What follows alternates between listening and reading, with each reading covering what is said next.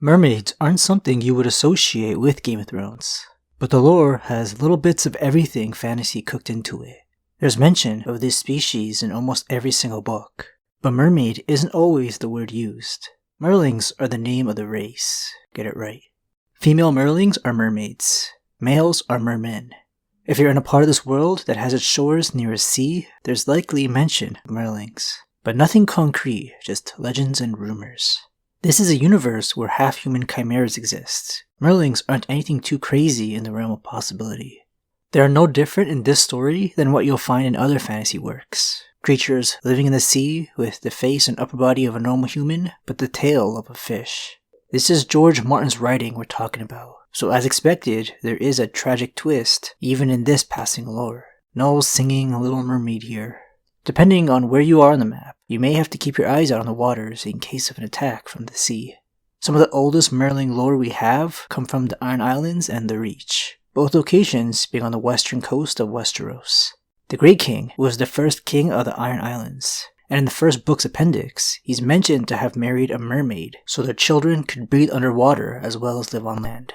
And every house in the Iron Islands claimed descent from them. A little hard to believe the myth behind this legendary figure, because all of his feats are insane. He single-handedly killed a sea dragon, brought fire into the world, and also happened to rule for over 1,000 years. I don't see any Greyjoys breathing underwater, despite all their priests claiming the Ironborn are more closely related to Merlings than any other race. Please, no comments about their mermaid blood being too diluted to still have this ability to breathe underwater. Further south on Westeros' coast, Owen Oakenshield was the first human ruler over the Shield Islands, which is in the Reach, after he supposedly drove off all the Merlings loitering on the small islands. Doesn't seem like they ever returned either, but like the Grey King, Owen Oakenshield comes from an era over 10,000 years back, so everything sounds extra fantastical to make for good bedtime stories and songs for the singers. One of the tiny islands in this area of the Reach is called Mermaid's Palace. If that helps prove this legend or not is hard to say. But Merlings are on the mind in this part of the world. Over on the east coast, the rumors just continue on. We go a step deeper with the lore when the Merling King is brought up later in the books. House Valerion, the wealthy family mostly known for their sailing capabilities, came to this continent from Valyria. They must have seen more promise here because they couldn't compete with all the dragon lords flying around them. The seat that any current Lord Valerion will sit on is called the Driftwood Throne, and it was supposedly given to them by the Merling King himself, to conclude some unknown pact between them. Most pacts are just peace treaties, and the Valerion's island is surrounded by mermaid-infested waters. Supposed mermaid-infested waters, that is. But the Merling King isn't actually a king at all. It's the name of a god some follow, usually sailors that travel between the narrow sea, back and forth on the stormy waters between Westeros and Essos. This region even has some dangerous rock formations called the Spears of the Merling King, and one called Merling Rock that can do some serious damage to unexpected sailors. The Winged Knight, who's the legendary founder of House Aaron, also came together with some Merlings. He counted them as his friends amongst the remaining giants in the Vale. I'm telling you guys, every watery corner has their own rumors. It's unfortunate sailors are unreliable as they are, stumbling upon docks with their wild tales to spread. Lannisport, more mermaid talk, according to Tyrion. White Harbor in the north has everything decorated in the mermaid theme. The ruling family, House Manderly, has a merman with a trident on the damn sigil. Arya encounters someone going by the Merling Queen during her time in Braavos.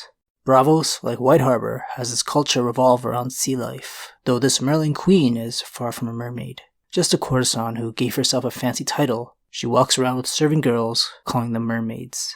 The last mention of mermaids near the narrow sea happens around 20 years before the current story begins. Robert, Stannis, and Renly Baratheon's parents were returning from a trip across the narrow sea when a horrible storm hit them near the shores of their castle in the Stormlands. Everyone on board was believed to have died. Then 3 days later, a young boy called Patchface washed up. To the touch, he was clammy and cold, but then coughed up all the seawater in him and woke up. He was a jester slave bought to young Stannis Baratheon because he never learned how to laugh. But the drowning changed Patchface, an intelligent and witty child prior, now broken. He had no memories and just not quite right in the head. Fisherfolk believe a mermaid taught him to breathe underwater in return for his seed, as ridiculous as that sounds. But afterwards, in his broken speech patterns, mermaid is a word consistently brought up. After the storm, everything he says is a riddle, some obvious to interpret, while the majority being very obscure. Book fans have been trying to decode them for years now. It is always summer under the sea. The merwives wear anemones in their hair and weave gowns of silver seaweed. We will march into the sea and out again. Under the waves we will ride seahorses, and mermaids will blow seashells to announce our coming. Under the sea, the mermen feast on starfish soup, and all the serving men are crabs. He knows something, whether or not he knows it. All his ramblings about death, darkness, and what lies under the sea makes Melisandre believe him to be dangerous. His riddles are prophetic, and she's seen him in her fires. But in this primitive world, there isn't anyone with scuba gear to confirm if any merlings are deep below. So like most mysteries in this world, we'll have to rely on upcoming Bran chapters to use his abilities. Outside of Westeros, far from the Sunset Sea, or even the Narrow Sea, are the darker rumors. These are the merlings you don't want making an appearance in your nightmares. East of Westeros and north of Essos is this vast body of water called the Shivering Sea, so you know it must be cold up here. Also mysterious. The quote describing this place says, "The true extent of this vast, chilly, inhospitable ocean may never be known, for no man of the Seven Kingdoms has ever sailed further east than the Thousand Islands. Whilst those who venture too far north encounter howling winds, frozen seas, and mountains of ice that can crush even the strongest ship. Beyond them, sailors tell us, blizzards rage internally, and the very mountains themselves scream like madmen in the night. Sailors by nature, a gullible and suspicious lot, as fond of their fancies as singers, tell many tales of these frigid northern waters. They speak of queer lights shimmering in the sky, where the demon mother of the ice giants dances eternally through the night, seeking to lure men northward to their doom. They whisper of Cannibal Bay, where ships enter at their peril only to find themselves trapped forever when the sea freezes behind them.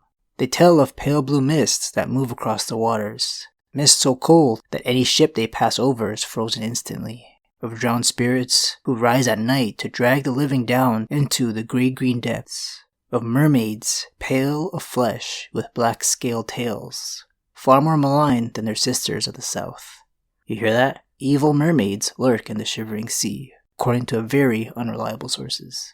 Pale flesh and black scales are a perfect way to design an ominous creature. Long razor-sharp teeth could have been added in if the sailors wanted extra nightmare fuel for this variant of merlings. Just above Essos, still within the Shivering Sea surrounding a city called Lorath, has some evidence of an attack on the city long ago by an aquatic race.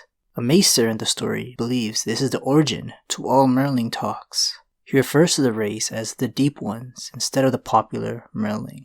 The maester believes the Deep Ones were originally born by breeding sea creatures with human women, creating something new, similar to the chimeras the Valyrians were breeding between humans and beasts. In ancient Lorath, a human race called maze makers, who are larger than your normal man, but smaller than a giant, were busy away making mazes in their city for an unknown reason. These mazes still stand today, but the maze makers are all gone, believed to have been wiped out by merlings, or the Deep Ones, who came from the sea. So if a character is out hunting for mermaids, don't bother with the Sunset Sea or Narrow Sea. The Shivering Sea, where few venture, is the most likely place to find these half-human, half-fish. But don't expect to see any in an upcoming book. Some things are kept a mystery for the fun of it. Thanks for watching, guys.